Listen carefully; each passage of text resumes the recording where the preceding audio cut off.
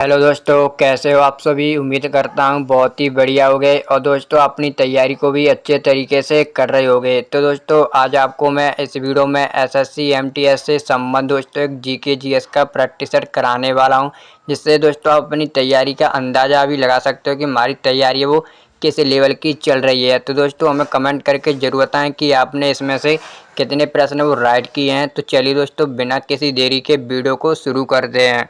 आपका पहला प्रश्न है यूएनओ की स्थापना कब हुई थी। यानी दोस्तों आपको बताना जो यूएनओ है उसकी स्थापना कब हुई थी। यानी दोस्तों जिसे बोलते हैं संयुक्त राष्ट्र संघ। यानी दोस्तों इसकी स्थापना वो कब हुई थी। तो दोस्तों आपका राइट आंसर हो जाएगा ऑप्शन बी। यानी दोस्तों 24 अक्टूबर 1945 को आपकी यूएनओ की स्थापना होती है। अगर दोस्तों आपको इसका मुख्यालय पूछा जाता है तो इसका मुख्यालय दोस्तों आपका न्यूयॉर्क अमेरिका में स्थित है। और दोस्तों आपको पता होगा जो यूएनओ है इसकी दोस्तों 6 अंग हैं। कितनी दोस्तों 6 अंग हैं इसके टोटल, जिनमें से दोस्तों आपके 5 के यानी 5 अंगों के दोस्तों जिसके मुख्यालय वो आपके न्यूयॉर्क में स्थित है। और एक का दोस्तों आपका कहाँ पर है, द हैग यानी नीदरलैंड में। और दोस्तों आपको पता होगा जो द हैग नीदरलैंड में आपका अंतर्राष्ट्रीय न्यायालय का मुख्यालय भी वहीं पर स्थित है।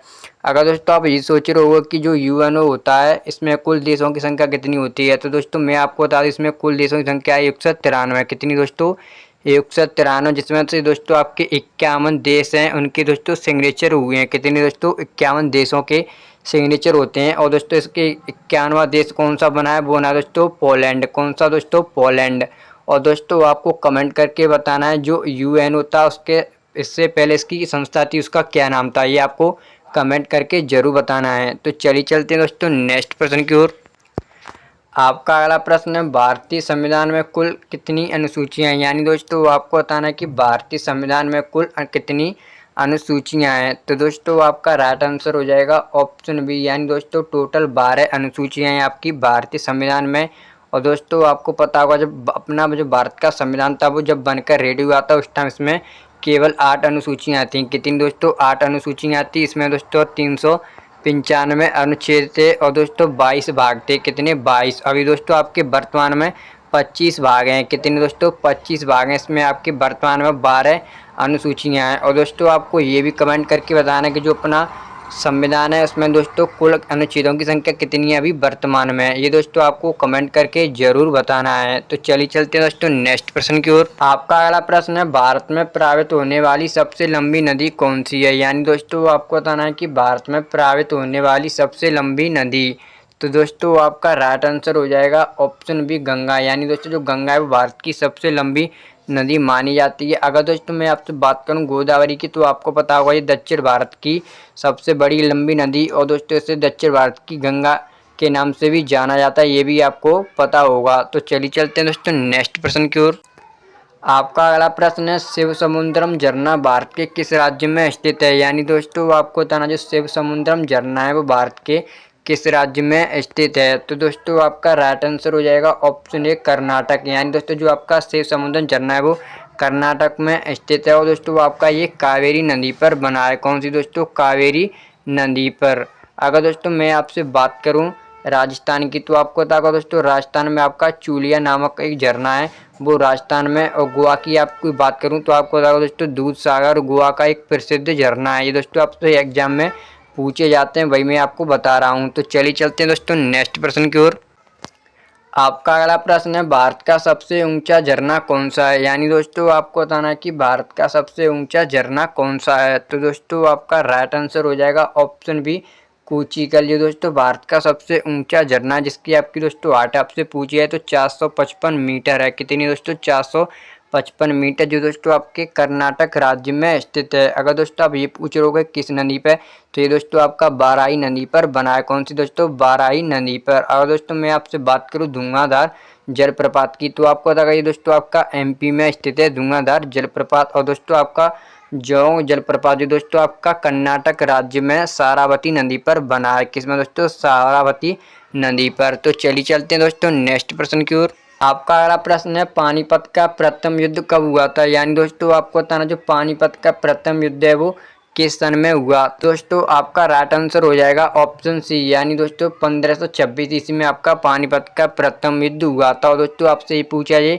कि किन किन के मध्य हुआ था तो आपको पता होना चाहिए दोस्तों बाबर और आपका इब्राहिम लोदी के मध्य आपका पानीपत का प्रथम युद्ध हुआ था, जिसमें दोस्तों आपकी बाबर की जीत होती है। और दोस्तों जो आपका इब्राहिम लोदी होता है वो लोदी वंश का अंतिम शासक होता है, जिसकी इस युद्ध में दोस्तों मृत्यु हो जाती है। और दोस्तों लोदी वंश का संस्थापक आपको पता होगा बेलोल लोदी होता है, जो इब्राहिम लोदी के पिताजी होते हैं। कौन दोस्तों? इब्राहिम लोदी के पिताजी।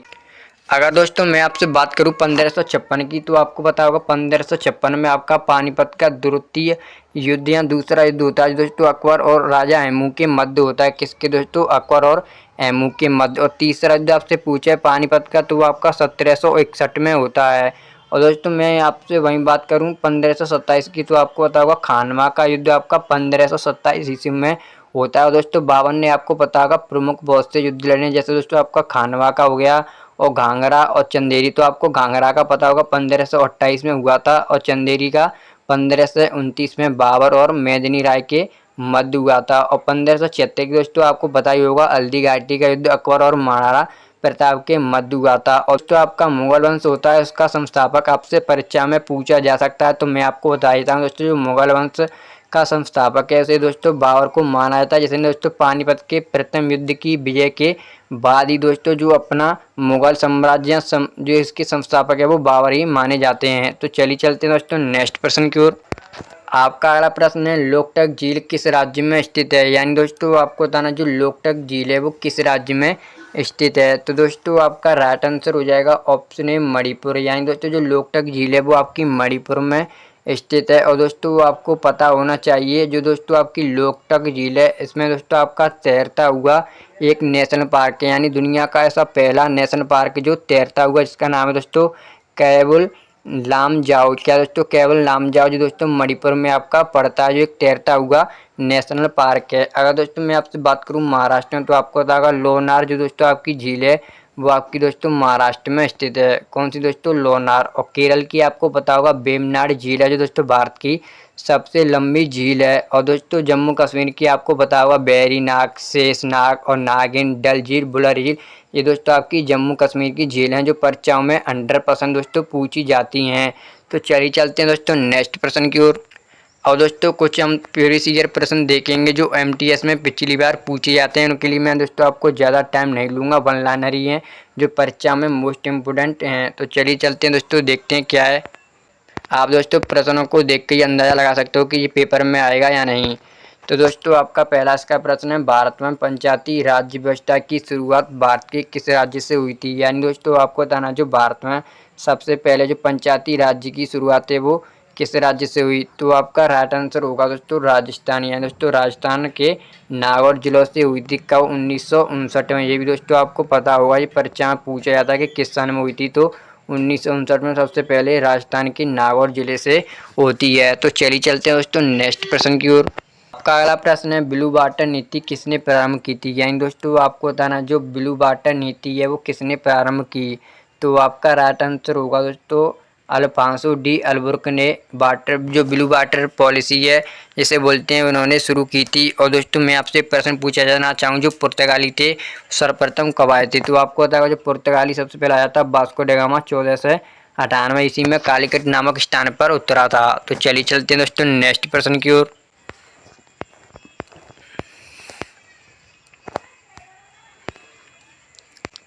आपका अगला प्रश्न है किस गवर्नर जनरल ने सती प्रथा को समाप्त किया? यानी दोस्तों आपको बताना कि किस गवर्नर जनरल ने सती प्रथा को समाप्त किया था? तो आपका राइट आंसर होगा लॉर्ड विलियम बेंटिंग ने दोस्तों राजा राम मोहन की सहायता से दोस्तों जो सती प्रथा है उसको समाप्त किया था। कब दोस्तों? 1829 ईस्वी को। ये भी दोस्तों आपको पता होना चाहिए। तो चलिए चलते हैं दोस्तों नेक्स्ट प्रश्न की ओर। आपका अगला प्रश्न है डॉक्टर राजेंद्र प्रसाद को किस सम्मान से नवाजा गया? यानी दोस्तों आपको बताना जो डॉक्टर राजेंद्र प्रसाद थे उनको किस सम्मान से नवाजा गया था? और दोस्तों आपको पता होगा जो डॉक्टर राजेंद्र प्रसाद थे वो भारत के प्रथम राष्ट्रपति बने थे। कौन दोस्तों? भारत के प्रथम राष्ट्रपति। और ये दोस्तों राष्ट्रीय जो अपना ध्वज है इसकी समिति है दोस्तों झंडा समिति है, इसके भी ये अध्यक्ष थे। और दोस्तों आपकी आज 22 जुलाई है, 22 जुलाई 1947 ईस्वी। यानी दोस्तों इसी दिन दोस्तों जो अपना झंडा या राष्ट्रध्वज इसको संविधान सभा ने अपनाया था। और दोस्तों संविधान सभा के उस टाइम अध्यक्ष थे आपके डॉक्टर राजेंद्र प्रसाद। और दोस्तों मेरा आपसे प्रश्न था कि डॉक्टर राजेंद्र प्रसाद को किस सम्मान से नवाजा गया? तो आपका इसका राइट आंसर होगा भारत रत्न से 1954 ईस्वी में। ये दोस्तों आपको पता होना चाहिए। तो चलिए चलते हैं दोस्तों नेक्स्ट प्रश्न की ओर। आपका अगला प्रश्न है, कौन सा ग्रह अपनी दूरी पर सबसे तेज घूमता है। यानी दोस्तों आपको बताना कि कौन सा ग्रह जो अपनी दूरी पर सबसे तेज घूमता है। तो आपका राइट आंसर हो जाएगा दोस्तों बृहस्पति, एक ऐसा ग्रह जो अपनी दूरी पर सबसे तेज घूमता है। तो चलिए चलते हैं दोस्तों नेक्स्ट प्रश्न की ओर। अगला प्रश्न है, संविधान का अनुच्छेद 370 किस राज्य से संबंधित है। यानी दोस्तों आपको बताना है संविधान का जो अनुच्छेद 370 है वो किस राज्य से संबंधित था। तो आपका राइट आंसर होगा दोस्तों जम्मू और कश्मीर से, जो दोस्तों जम्मू कश्मीर को एक विशेष रूप से दर्जा देता था अनुच्छेद 370। तो आपका अगला प्रश्न है, मानव विकास सूचकांक यानी दोस्तों HDI की संस्था द्वारा जारी किया जाता है। तो दोस्तों आपका इसका राइट आंसर हो जाएगा संयुक्त राष्ट्र विकास कार्यक्रम यानी दोस्तों UNDP। और दोस्तों आपको पता होना चाहिए जो UNDP इसकी स्थापना 1965 ईस्वी में हुई थी और इसका मुख्यालय दोस्तों न्यूयॉर्क में। कहाँ पर दोस्तों? न्यूयॉर्क में। और दोस्तों जो अपना इंडिया है दोस्तों भारत है, मानव विकास सूचकांक में इसकी रैंक आपकी कितनी है? तो 130 इसमें आपकी जो अपना इंडिया उसकी रैंक है। तो दोस्तों आज की हमारी वीडियो थी वो यहीं पर समाप्त होती है। अगर आपको वीडियो अच्छी लगी हो तो वीडियो को लाइक और चैनल को सब्सक्राइब जरूर कर लेना है। और दोस्तों हमें कमेंट करके ज़रूर बताएं कि आपने इनमें से कितने प्रश्न है वो राइट किए हैं और दोस्तों ऐसे कितने प्रश्न थे जो आपने दोस्तों पहली बार देखे हैं। तो चलिए दोस्तों मिलते हैं अगली वीडियो में। जय हिंद जय भारत।